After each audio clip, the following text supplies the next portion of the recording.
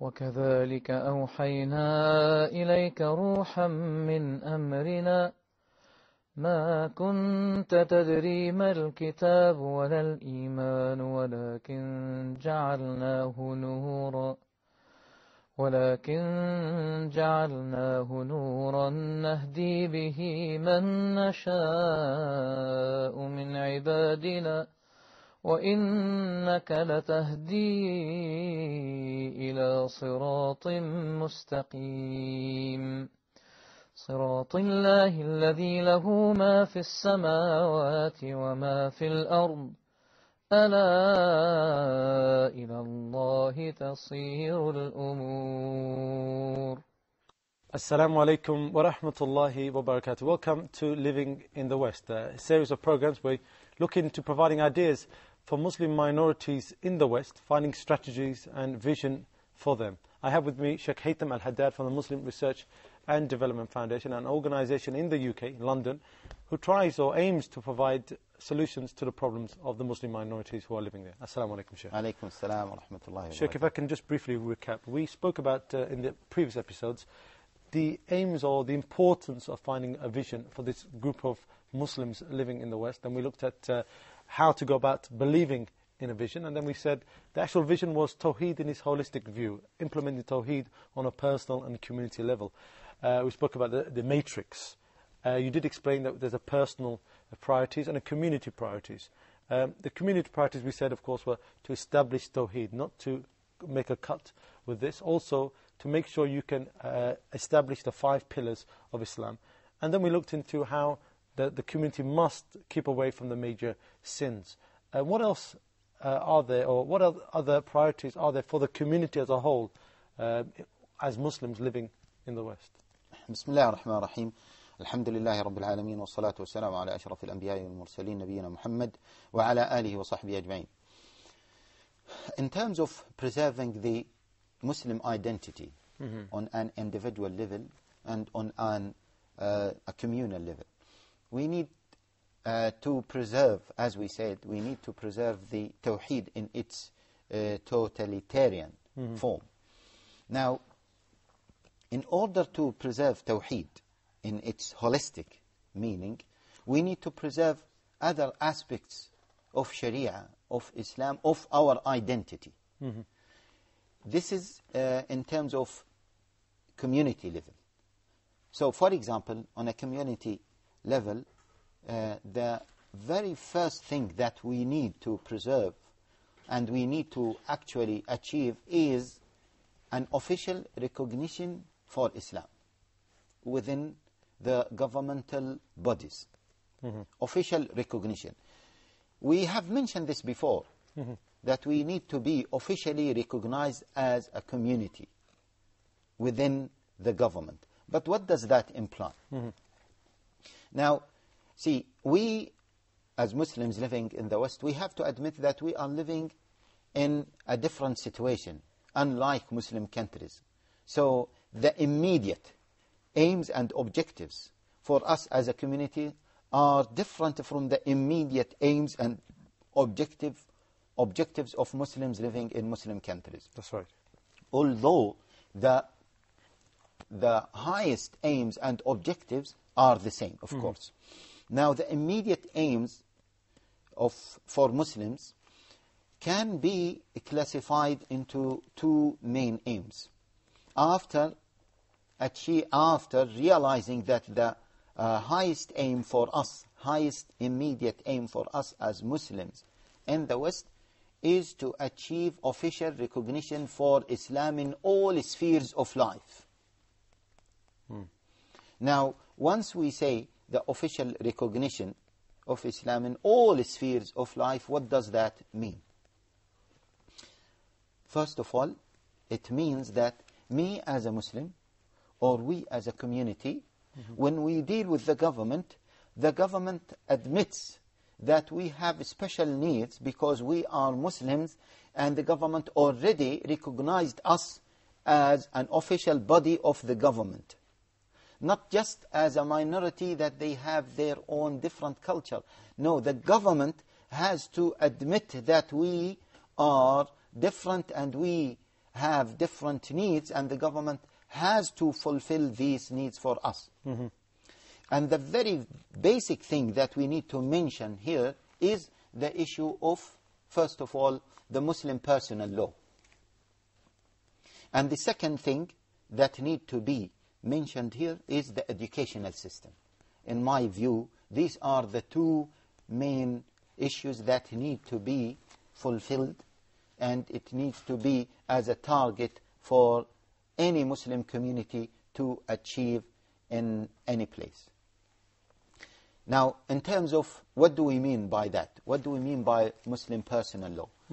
Of course, personal law means how to marry, how to divorce, and how to deal with inheritance law and custody of children, and some other minor things as well. But these are the major things.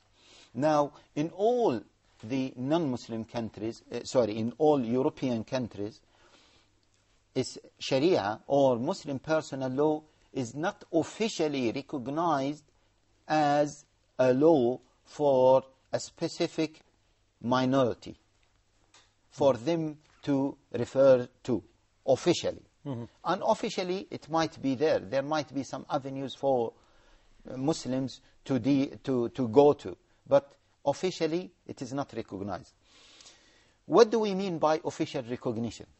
Means that the government admits that these are the Muslims, these are their needs, and in terms of Muslim personal law, within the judicial system, there is this body that deals with Christians, Jewish, etc., and there is this body that deals with Muslim needs in terms of personal law. And therefore, within their laws and within the personal law for that government, there are different acts and sections that deal with Muslims and deal with Muslim personal law. For example, in terms of marriage, we will find that if couples want to marry, then they have to go to the registrar office in order to record their marriage, etc. If the couples are Muslims and wish to register their marriage according to their faith, then they have to do these steps. So this is official recognition, an official recognition. Same thing with the divorce. If the couples are Muslims and they want to seek divorce, and according to their faith, then they have to follow these steps. A big problem with regards to inheritance law and and also the issue of custody. However, let me leave the issue of inheritance law and custody for a minute, okay? In a minute. But the point is that at least the recognition for the need is there in the official body, in the judicial system of that government. And as far as I know, this official recognition is not there in all the European countries. There is something that is called prenuptial agreement, and there is something that is called arbitration. And some Muslims are referring to prenuptial agreements and arbitrations in order to solve their problems. That's right. Yes, this may solve some problems Muslims are facing in terms of personal law and maybe some other fields, but the official recognition for Muslims as Muslims, arbitration is something that can be used for all. And it is not catering only for Muslims. Same thing with the issue of prenuptial agreement. All non-Muslims or many non-Muslims are using it. It is not something specific for Muslims. However, it is very strange to know that some other minorities are recognized as minorities. For example, in the UK, the Sikh and Hindus are recognized, and they have given within the judicial body, within the law itself, some avenues in order to deal with their personal matters according to their faith. Same thing with the Jewish community. Now, I agree that with the Jewish community and other communities, they have not achieved what we are aiming to achieve because they are different. Our needs are different from their needs, and our needs are much more than their needs. So we are not putting them as a target. But what I mean is that the judicial body within the Western governments had an experience. It's flexible to accept it because there's something already. Or there is a level of flexibility in order to accommodate for some other needs. And here, this brings the discussion, the real discussion about Sharia and the role of Sharia and how can we bring about Sharia to be implemented in the Western context. I don't know whether we have time to discuss that, but this is something very important that we need to discuss. Now, what is the link between this and Tawheed and preserving our Tawheed? As again, let me remind the brothers and sisters of what we have said, that this will preserve our Tawheed. This will preserve our 5 pillars. This will preserve the core of our identity. That's why we need to aim for it. It is very strange that the Western governments have not really recognized this in terms of Muslims. And I agree that there is a level of blame to be put on Muslims, whether in Britain, whether in France, and whether in other countries.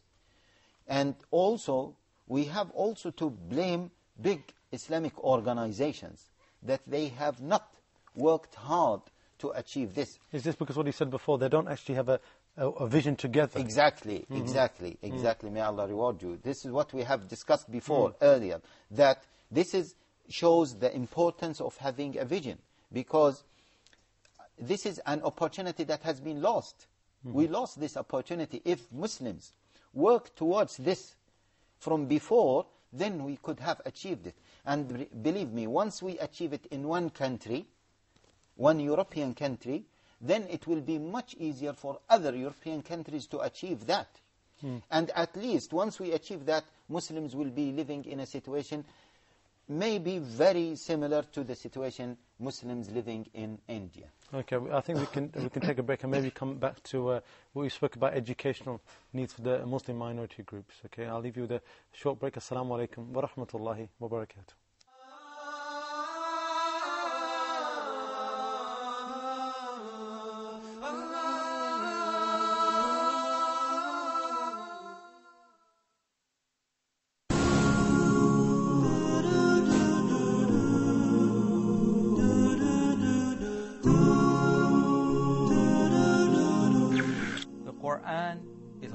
Universal revelation to all of humanity.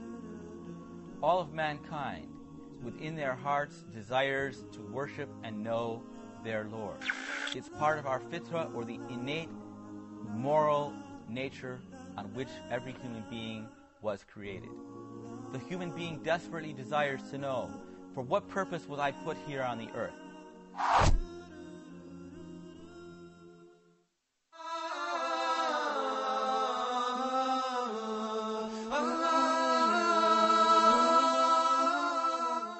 Assalamu alaikum wa rahmatullahi wa barakatuh. Welcome back to Living in the West. Sheikh, just before the break, you started going into a topic I think is a quite deep topic, but a very important topic.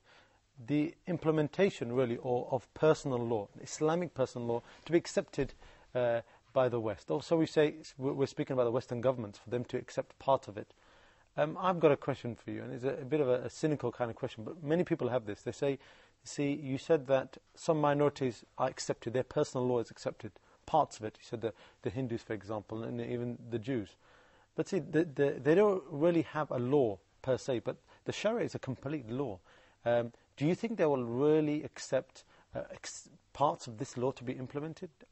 Especially post 9/11 and 7/7 and all these things that have happened. There's a lot of talk, Sharia, not good, it's causing problems. Do you think they're going to accept it? Bismillah ar-Rahman ar-Rahim. First of all, we don't know whether they will accept it or not as a matter of something that is considered to be unseen. But we have to work towards it. And in terms of the facilities that we have, and in terms of the environment that we are living in, and in terms of the realities that we are living in, someone might say that they have to accept it, and they will accept it one day. And by the way, I have so many discussions with so many professors and doctors who visit Sharia Council. I'm part of Islamic Sharia Council in the UK. Okay. And we are dealing with Muslim personal law, mainly talaq, marriage, divorce, and so on. And many, believe me, many Western professors are interested in the work that we are doing, and interested in Sharia matters within Western environment or within Western countries. And they come to us and visit in order to inquire about our work and what do we aim for. And one of the professors, she was a lady, and she came from, I think she came from Switzerland. Yeah, she came from Switzerland. And I did ask her the same question. Do you believe that Sharia can be implemented? Sharia not in its totality. Parts of it. Parts of it, which is the Muslim personal law. And she said, I believe that it will. It will. It might take some time, and it might take a struggle there, because you have a long way to go, and you have to sacrifice a little bit, and you have to articulate your ideas, you have to convince the Muslim community, and you have to convince the government, lobby the government, etc. So there is a long way. We cannot achieve it, of course, overnight, but we have no choice but to do it. Okay. Now, the government, why do we say that the government will accept it one time? See, the only thing that may hinder them from accepting it is once they turn to be another Serbian countries, like the Serb when they said to Bosnian Muslims, enough is enough, either our way or the highway. Either you accept our way or you leave. And even that, even though they could not achieve what they want to achieve, because they cannot just abolish Muslims. It is true that maybe more than 500,000 Muslims were killed, but they could not achieve what they want to achieve. So it is a struggle. Only that situation may hinder them from accepting Sharia as such, as we said. Other than that, I think they will be forced to accept it. They might not like it, but they will be forced to accept it. Let us not think of Muslims and the West within the coming 5 years. Let us think about it within the 20 years, the coming 20 years. And this is an objective that needs to be achieved within at least 10, 20 years. It's not something to be achieved within 5 years. Okay, and just let me complete that. See, the point here, the point that we would like to make it clear is that we are not calling for Sharia in its totality to be implemented. We are calling for parts of Sharia, parts of actually Muslim personal law to be embedded within the judicial system, whether the British judicial system, the French judicial system, and so on and so forth. And as a stepping stone towards that, we are not asking it to be binding on every Muslim, but we are asking it to be binding on every Muslim who chooses to do so. So if, for example, if a Muslim claiming that he is a Muslim and he would like to go for Sharia in terms of his marriage and in terms of his divorce, inheritance law, etc., then it is up to him. These countries are secular countries. It is something between him and Allah Jalla wa Ala, and this is something serious. If he doesn't want to go for Sharia, because this might consider to be an act of kufr for him. But we leave that aside. What we are talking about is something that can be really embedded easily within the judicial system. Means the arbitration is supporting it, the idea of arbitration. I'm not saying that the arbitration is the only, but the philosophical background of arbitration is supporting it. The philosophical background of prenuptial agreements also is supporting it. Then we have also experienced within the Judaism and Sikhism and Hinduism that the governmental bodies partially recognize some of their needs. So if you put all these together and add to it the fact that the number of Muslims in the UK, in France, in all European countries is growing. Islam is the second religion in the whole of Europe. Now they said that there are 20 million Muslims living in Europe. And actually some people say no, the figure is far bigger than that. It reaches up to 30 millions. We don't have exact statistics. But the fact that Islam is growing, number of Muslims is growing. And also on the other hand, now they realizes that there is a need for the moral system, because there is a moral decline within the Western societies. So they need faith, they need religion.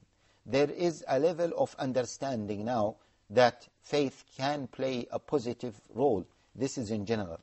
So within all of these together, these are domestic factors that enable us to achieve what we want to achieve. Now there are some other external factors. The issue of globalization. The issue of globalization means that the whole world is becoming one small village. And you cannot disattach yourself as a country, as a governmental body from other systems. And you cannot disattach Muslims from their faith and from being easily, from accessing other avenues for themselves. So there is no choice but to go for that. Actually, there are some other people who went one step further, and they said that all countries, European countries, are moving towards federalism, where they allow within each country different parts to run their own systems. And they said that in Spain there is a strong tendency towards that. Now, maybe this is a very far step that we need to talk about. But the European countries have no choice but to go through that route.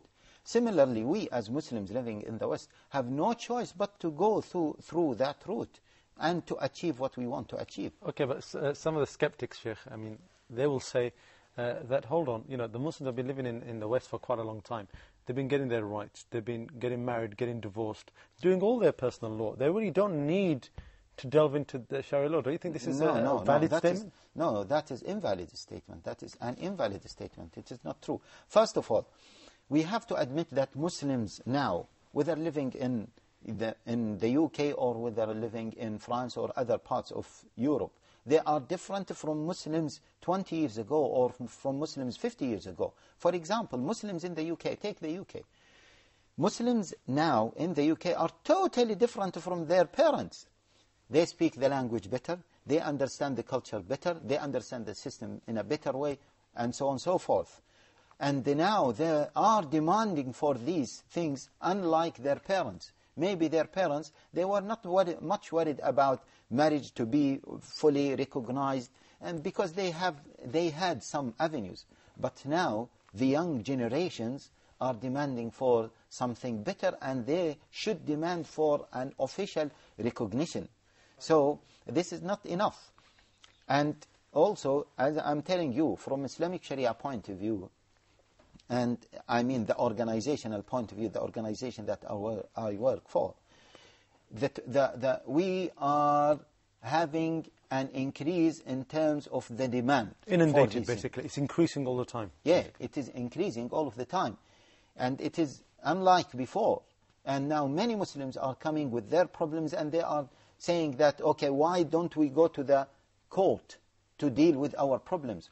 Why don't we have a system where your decision as Islamic Sharia Council is binding upon the court and binding upon other Muslims? So the matter is different, and we cannot say that, well, Muslims have been living and have been running their matters without this being officially recognized. Okay, well, that's a good point for us to stop, but I think we're going to have to look a bit closely into this in the next program. Jazakallah khair. Well, hope you're taking notes and taking a lot of information. Very interesting topic. Until next time, I'll leave you with Assalamu alaikum wa rahmatullahi wa barakatuh.